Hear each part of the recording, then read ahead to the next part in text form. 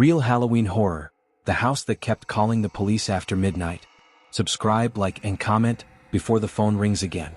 The first time I heard the recording, it sounded like a storm whispering through a keyhole. A soft crackle, a slow breath, then a tiny voice that didn't sound like a voice at all. Help. The 911 log said the call came from 42 Willow Street, a house with boards on the windows and weeds curling up the steps like green fingers. The dispatcher called back. No answer. Officers went out. Empty. Cold. Lights that shouldn't work still flickered in the hall. The second time happened the next Halloween. Same address. Same minute after midnight. The voice again, a little clearer, like a child hiding under a blanket where the air is warm but thin. Please, he's back.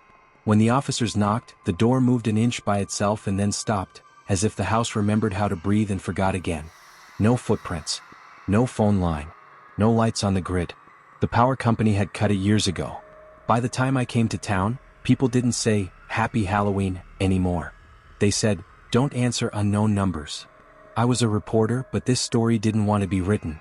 Neighbors gave short answers. The mailman crossed the street earlier than he had to. A dog that barked at everything just stared at the house and made a sound like it was trying to swallow its own voice. "Used to be the Harper place," said Mrs. Klein, who sold me a coffee and a flashlight at the same time, like one went with the other. They left in the middle of a school year. Never said goodbye. Boxes still on the porch. People say something went wrong with the furnace. People say other things too. You hear things when your window faces that house. What things? I asked. She tapped the counter with her nail as if counting nights. Lullabies. And dialing. I went to 42 Willow before sunset, when the sky turned orange like warm tea and the roofs cut it into pieces. The boards on the windows were gray and scarred. The front door had a police sticker across it, long torn like tape on a broken gift. I pushed. Gave. The smell inside was the smell of a basement after a long rain. Dust floated in the light, lazy and bright, then vanished when a cloud moved across the sun. The hallway had family photos. Faces were turned away like they were shy. Some frames were empty, only the paper backings left, with little words printed in neat, cheerful font. Place your memory here. In the kitchen, someone had drawn a height chart on the wall with pencil, tiny lines stacked like the rungs of a ladder to the ceiling. M, D, S. Initials, not names. I clicked the flashlight even though it was still daytime. My beam found a rotary phone on the wall, the kind with a round dial and a long curled cord like a sleeping snake. It hung crooked, the plastic yellowed and sticky. There was no dial tone when I lifted it, only a hush like wind in a bottle. I set it back. Upstairs, a child's room waited without toys. The wallpaper was a daytime sky, fat clouds, smiling suns. But around the light switch, the paper was rubbed dark, as if a small hand had tried to turn night into day again and again until the sky wore thin. A closet door rattled once, only once, the sound of a jar lid settling.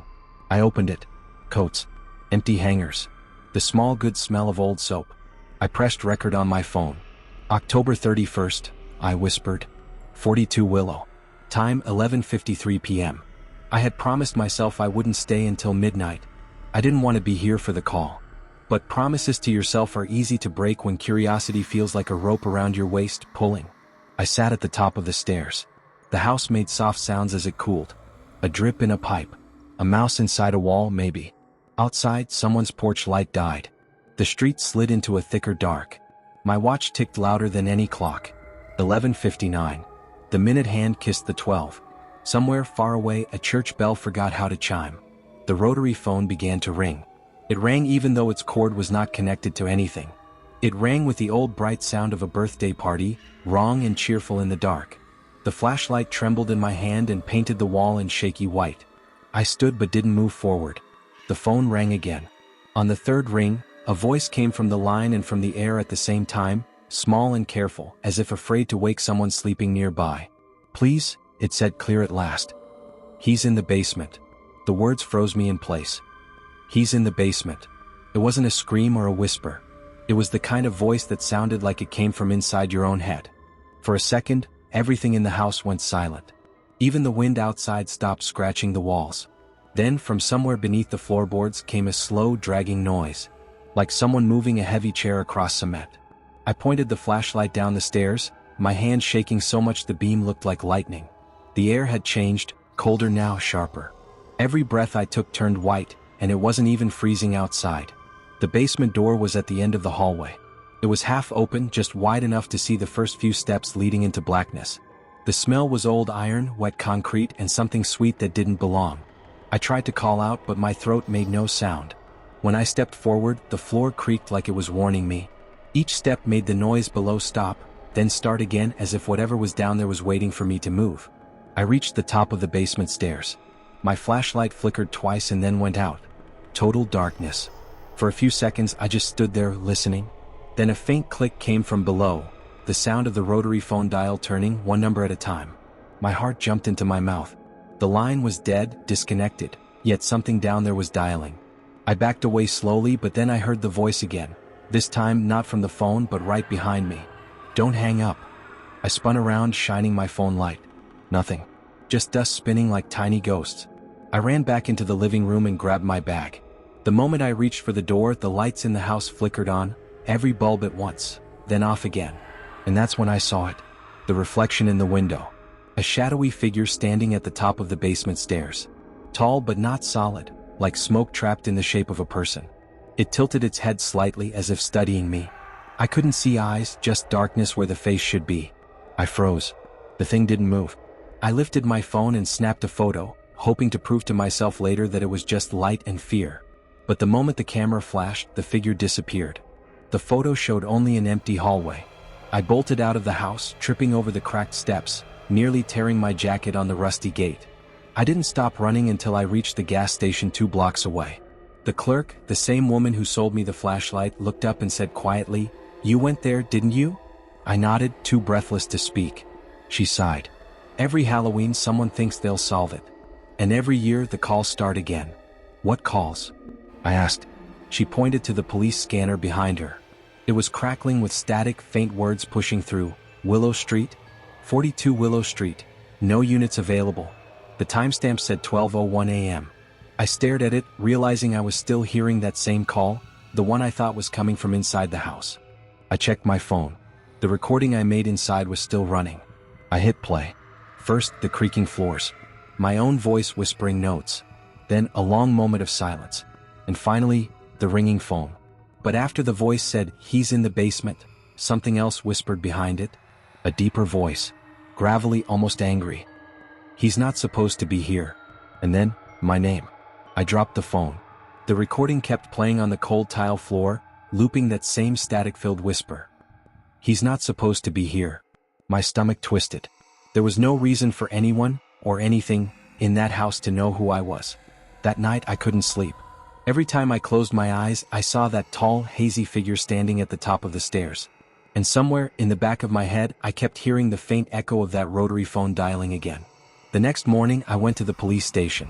The officer at the front desk looked tired, like someone who had already heard too many strange things. "Another one?" he said when I told him my name. "Another what?" "Another person who thinks they heard something in that house. We've been getting calls for years, real 911 calls, from that same number. We send cars. The line's disconnected. Always has been." He leaned forward, lowering his voice. "But last night was different." I swallowed hard. "How?"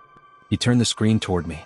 It was a log of the 911 call that came in at 12:01 a.m., the same time I was in the house. Caller ID, unknown number. Caller location, 42 Willow Street. Caller voice, male, late 20s. Message, "He's in the basement." That was my voice. But I never said those words. The room spun when I saw the call log. My voice. My location. But I hadn't made that call. I was standing there, staring at a record that said I had. The officer noticed how pale I'd gone and reached for a file. It was thick, brown, and creased at the edges, like it had been pulled from storage one too many times. He laid it on the counter. "You're not the first one, kid." Inside were photos, dozens of them. Grainy black and white pictures of the same house, 42 Willow Street, taken over decades. Police cars parked outside, flashlights glowing through broken windows. And faces, different people but all caught with the same look. Eyes wide, mouth half open, as if they'd just realized something they weren't supposed to see. The oldest report was dated October 31st, 1978. Subject, Officer Daniel Harper. Disappeared during welfare check. Last transmission, "He's in the basement." My stomach dropped. Harper. The name scratched into the wall beside those pencil marks in the hallway. The family. The ones who left boxes behind. I looked up at the officer. What happened to them? He shook his head slowly. Never found. Some say the father went crazy. Others say the house just keeps replacing what it loses. His radio hissed to life, a harsh whisper that made both of us jump. Unit 4, respond to disturbance at 42 Willow Street. Possible break-in. The officer frowned. That can't be right. We boarded that place up last year. He turned to me. You better go home. Whatever that place wants, it's not finished. But I didn't go home. By sunset, I was parked outside 42 Willow again, recorder on the seat beside me. The boards over the windows were gone. Every curtain swayed like breath behind glass. The house didn't look old anymore, it looked awake. I told myself I just needed proof. One photo. 1 minute inside. Then I'd leave. When I stepped through the door, the smell was different. No dust this time. It smelled like rain and fresh paint. The walls were clean, the floors polished. I called out, "Hello?"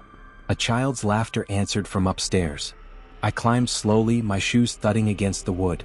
At the top of the stairs, the hallway stretched longer than before.